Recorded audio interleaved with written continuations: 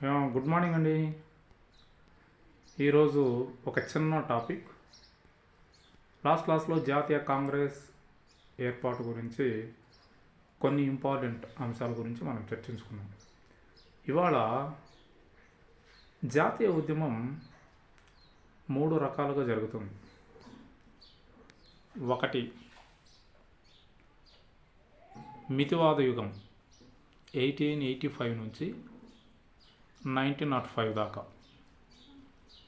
రెండవది అతివాద యుగం 1905 నుంచి 1920 దాకా. మూడవ ఘట్టం గాంధీ యుగం 1920 నుంచి 1947 వరకు. ఈ 3 ఘట్టాలు స్వతంత్ర ఉద్యమం కోసం పోరాట చేసిన ఘట్టాలు అన్నమాట. సరే, ఇప్పుడు నేను జాతీయ కాంగ్రెస్ అందులో కొన్ని కీలకమైన అంశాలు, ముఖ్య అంశాలు చర్చించుకున్నామండి. వీడియో చూస్తున్న యాస్పిరెంట్స్కి ఒక చిన్న రిక్వెస్ట్. హిస్టరీలో డైరెక్ట్ ప్రశ్నలు అనేవి తగ్గిపోతాయండి, తగ్గాయి కూడా. డైరెక్ట్గా క్వశ్చన్ ఆన్సర్ రావడం అనేది తక్కువ.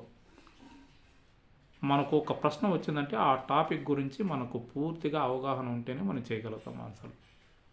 అని ఈజీనే అనిపిస్తుందండి, హిస్టరీనా ఏమీ ఈజీనే అనిపిస్తుంది. కానీ వాళ్ళు ఎట్లా చేస్తున్నారంటే, ఇప్పుడు ప్రశ్న ఇచ్చి 4 సమాధానాలు ఇచ్చి మళ్ళా అందులో క్రింది వాటిలో సరైనది ఏది, ఒప్పు ఏది, సరికానిది ఏది,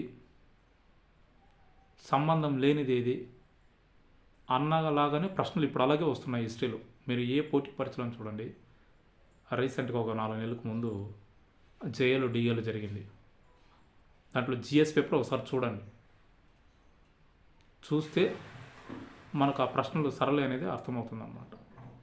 సో అందుకే నేను ఏదైనా టాపిక్ చెప్పేటప్పుడు ఆ క్వశ్చన్ అండ్ ఆన్సర్ కాకుండా దాని గురించి కొన్ని కూలంకుషంగా కొన్ని అంశాలు చర్చిస్తాం. ఇప్పుడు మితివాద యుగం, మితం తక్కువగా మాట్లాడిన యుగం, మితివాద యుగం.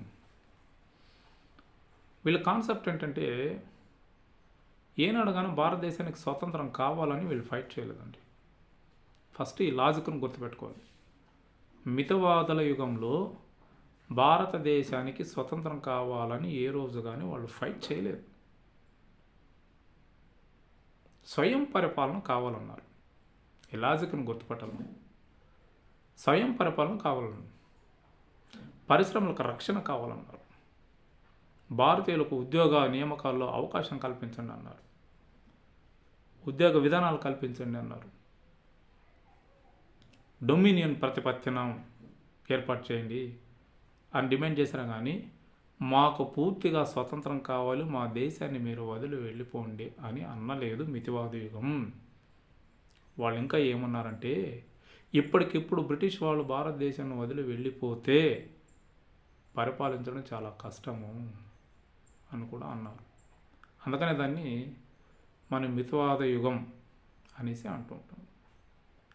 మరి ఈ మితవాద యుగంలో కీలకమైన సభ్యులు ఎవరు?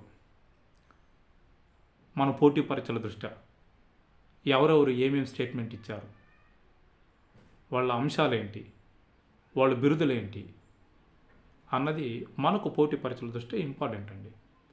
ఖచ్చితంగా మనం తెలుసుకోవాలి. ఫర్ ఎగ్జాంపుల్ దాదాబాయి నౌరోజీ, ఫిరోజ్ షా మెహతా, గోపాలకృష్ణ గోఖలే, అలాగే కేటీ తెలంగా, బద్రుద్దీన్ త్యాబ్జీ, కీలకమైన వ్యక్తులు వీళ్ళంతా. సురేంద్రనాథ్ బెనర్జీ, వీళ్ళందరూ కీలకమైన వ్యక్తులు ఉన్నారు. సుమారు 10-11 మందికి పైన కీలకమైన వ్యక్తులు ఉన్నారు. వాళ్ళలో కొన్ని మన ఎగ్జామినేషన్ పాయింట్ ఆఫ్ వ్యూలో ఏమేమి అడుగుతారు, ఎక్కడ, ఏంటి అన్నది మనం చర్చించుకుంటామండి. ఒకసారి మనం చూడాలి. రీసెంట్గా కూడా నోటిఫికేషన్కి ఎగ్జామ్ డేట్స్ ఇచ్చారండి. పోటీ పరీక్షలు చాలా విలువైనవి. మనం ఏదో చెప్తాము వినేస్తామని కాకుండా కొంచెం అండి. ఇప్పుడు డెఫినెట్గా 10 to 15 మధ్యన ఉంటుంది. 10కి తగ్గవు, 15 ఇంకా పెరిగితే కూడా చెప్పలేము మనం.